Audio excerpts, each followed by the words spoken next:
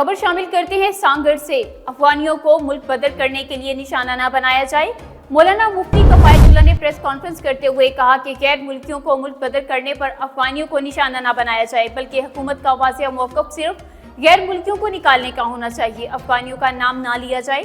उन्होंने कहा कि अगर गैर मुल्कियों को मुल्क बदर करने पर कहा जा रहा है तो फिर अफगानियों के साथ साथ बर्मी, इंडियन, ईरानियों और दीगर मुल्कों के गैर मुल्कियों को भी मुल्क बदर किया जाए।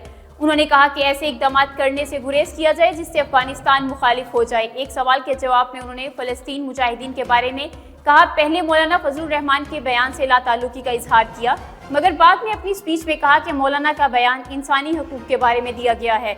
उन्होंने कहा अफगान मुहाजिरीन को मुल्क बदर करने की कोई बात नहीं हो रही, बल्कि तालिबान के दौरे हुकूमत में गैर कानूनी तौर पर वीज़े और दस्तावेज़ात के बगैर आने वाले लोगों को मुल्क बदर करने के इक़दाम किए जा रहे हैं।